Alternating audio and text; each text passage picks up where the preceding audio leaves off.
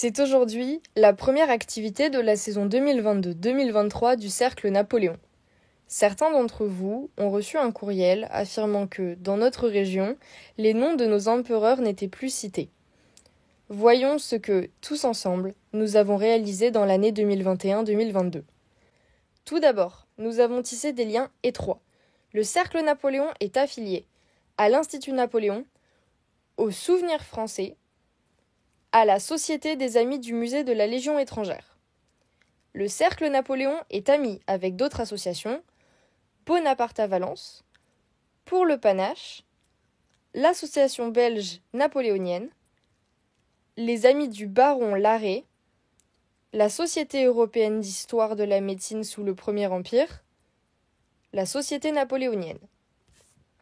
Le Cercle Napoléon est ami avec des musées, Museo Medagliare dell'Europa Napoleonica, Museo di Marengo.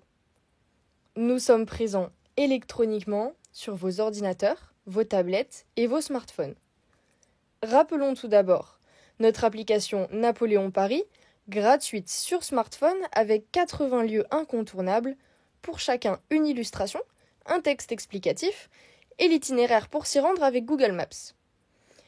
Un post quotidien sur Facebook, en anglais et en français, où nous avons en à peine 2 ans presque 10 000 abonnés. Le post sur les petites filles rejouant au Louvre le sacre de l'empereur, en fait de Joséphine, a été vu par 151 362 internautes. Un courriel hebdomadaire rappelant les éphémérides de la semaine à venir, adressé à 1200 internautes. Ce courriel est repris en italien, en anglais et en français sur le site internet École Marengo, en italien sur le site du Musée des médailles de l'Europe napoléonienne et même sur le site italien du souvenir napoléonien. Une chaîne YouTube, Cercle Napoléon, où vous pouvez retrouver bon nombre de nos conférences.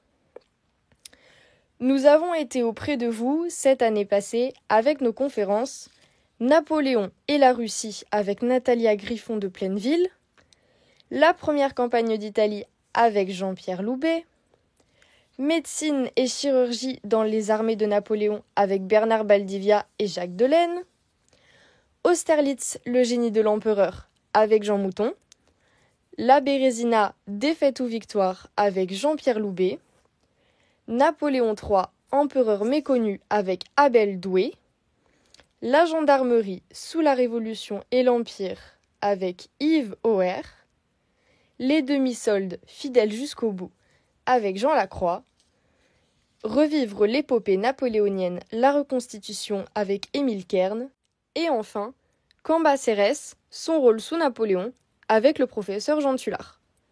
Sur le terrain, des sorties ont été réservées aux membres du Cercle Napoléon. À Tulette, la visite du musée de la figurine avec Jean-Pascal Sodjiou et Bonaparte à Valence.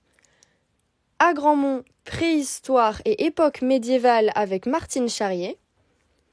À Aubagne, commémoration de Cameron avec Jean-Claude Ban et Bonaparte à Valence.